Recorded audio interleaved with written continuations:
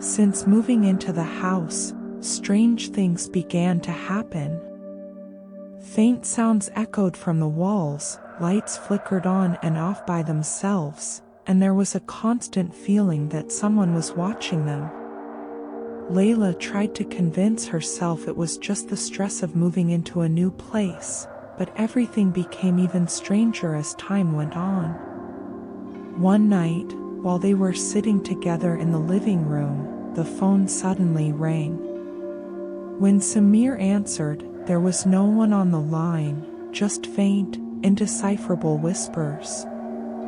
Then something unexpected happened. The TV in the room began showing bizarre images of people they didn't recognize. The images showed a dark scene of figures disappearing into shadows, their faces distorted, and they were waving at the family.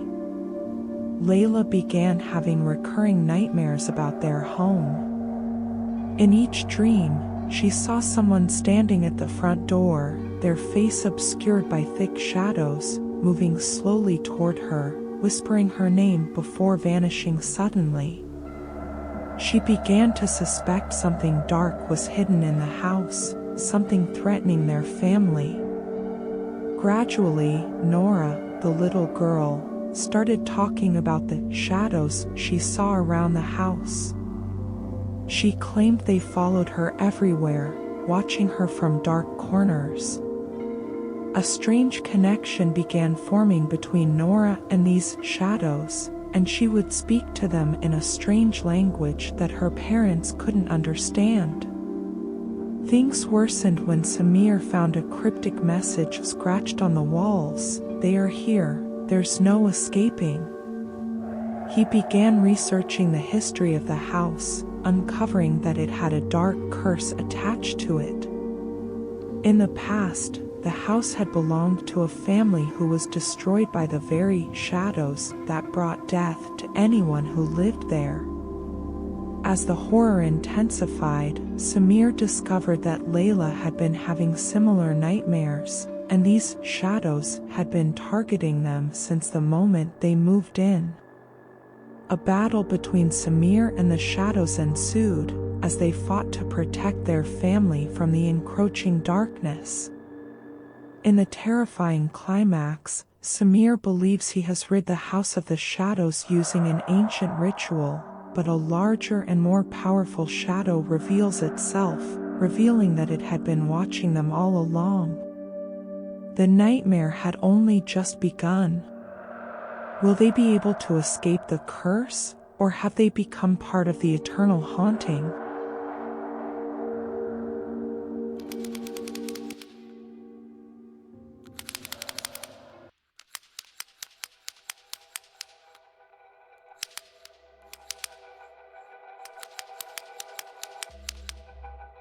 In a suburban area of the city, there was an old, abandoned house, surrounded by tall walls and dense trees. Everyone avoided it, as they had heard terrifying stories about the spirits that haunted it. But there was a young man named Mark, who was always challenging superstitions and wanted to discover the truth for himself. He decided to enter the haunted house to see if all the stories were just rumors. Mark arrived at the house on a dark night, with thick clouds covering the moon. The wind blew through the broken windows, and the only sound he could hear was the whistle of the wind inside the crumbling walls. He pushed the heavy wooden door open and entered. Inside, the floor was made of old wood, the furniture was ruined, and the air smelled of mildew. Darkness enveloped the place, but the light from his lantern revealed terrifying details on the walls, like strange, indecipherable handprints and eerie shapes drawn on the walls. Then, suddenly, Mark heard a faint sound, like whispers from somewhere far away. The sound seemed to be coming from the upper floor.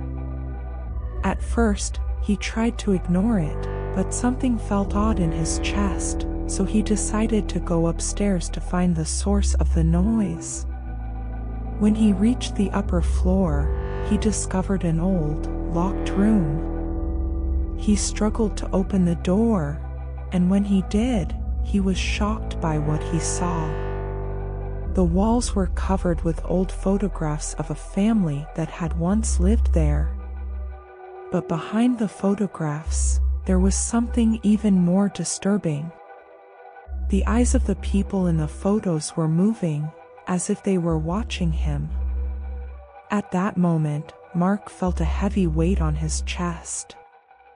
As he looked around, he realized that the room itself began to shift. The walls cracked, and the floor started shaking as if it was vibrating. Suddenly, a hand emerged from the wall, followed by grotesque, disfigured faces that whispered incomprehensible words. Mark ran as fast as he could toward the door, but it slammed shut by itself. He began hearing an evil laugh echoing throughout the house. Every time he tried to escape, more and more spirits appeared, getting closer to him. His eyes slowly closed in terror. Mark could no longer tell reality from hallucination. At that moment, he heard something whisper in his ear, "You will never leave here." The evil spirits had claimed him, and he could not escape. Since that night, no one ever saw Mark again. The haunted house remained as it was, a refuge for dark spirits, waiting for new visitors.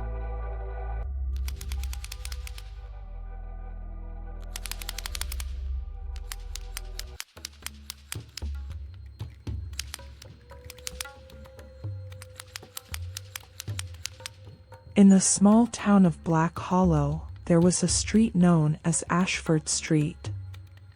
It was a place people avoided, not because it was dangerous, but because of the rumors surrounding it.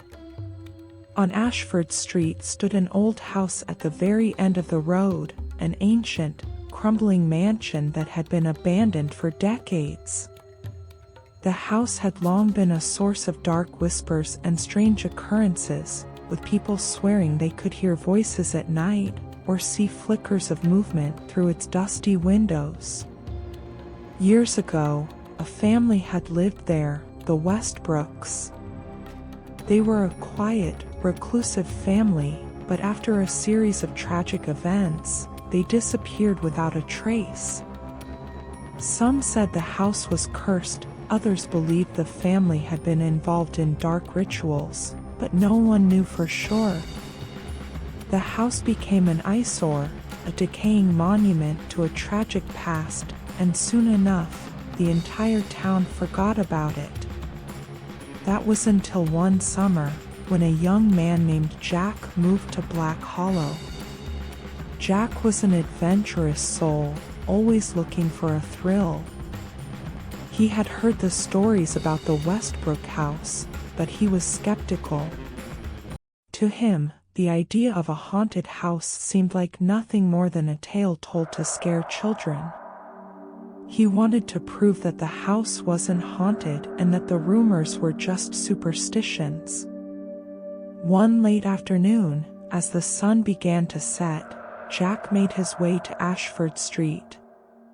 He had heard about the house for months, but today, he decided, was the day he would confront his fears. The house was even more intimidating up close. It loomed like a giant, its once grand structure now decayed and rotting. The front yard was overgrown with tall weeds, and the windows were boarded up, giving it an even more eerie look. But Jack wasn't deterred.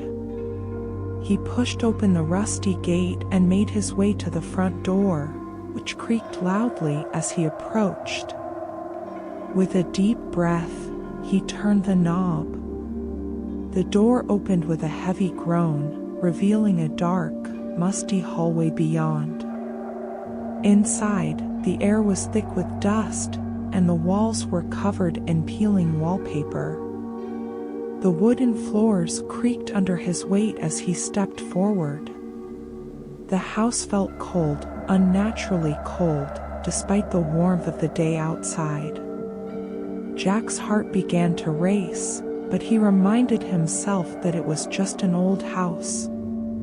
He wandered through the house, exploring room after room. Each was more deteriorated than the last. Furniture was overturned, and cobwebs hung in every corner. In one room, he found a large, cracked mirror that seemed to stretch almost the entire length of the wall. As he looked into it, something caught his eye. There, in the reflection, was a figure standing behind him. Jack whipped around, but there was no one there. He shook his head, trying to dismiss the feeling creeping up his spine. Just your imagination, he told himself. Suddenly, he heard a sound, soft, almost imperceptible at first. It came from upstairs. A faint thud, followed by what sounded like footsteps. His heart skipped a beat. He had thought he was alone in the house, but now he wasn't so sure. Maybe there was someone else in here. Against his better judgment, Jack decided to investigate. He slowly made his way up the creaking staircase, each step echoing through the silence. As he reached the top, he saw a long hallway stretching before him, the floorboards in front of him dark with age. The air was even colder now. He could see his breath fogging in the dim light. As he walked down the hallway, the temperature seemed to drop even further. The distant sound of something dragging across the floor reached his ears, growing louder with every step. Jack stopped, his pulse quickening. Then, out of the corner of his eye, he saw someone, standing at the end of the hall. It was a woman. She was dressed in a faded, old-fashioned gown, her long, dark hair cascading over her shoulders. Her face was pale, almost sickly, and her eyes were black as coal, empty and soulless. She stared at him, unmoving, as if waiting for him to come closer. Jack's breath caught in his throat, his body frozen in place. The woman began to move toward him, slowly, her footsteps echoing in the empty hallway. As she drew nearer, Jack could feel an overwhelming sense of dread consuming him. Something was terribly wrong. Just as she reached out her hand toward him, Jack snapped out of his trance. He turned and ran down the hallway, the sound of her footsteps chasing him, growing louder and louder. He burst down the stairs, nearly tripping over his own feet in his panic. He rushed toward the front door, but as he grabbed the handle, it wouldn't open. The door was locked from the inside. Desperation surged through him. He pounded on the door, shouting for help, but no one was there to hear him.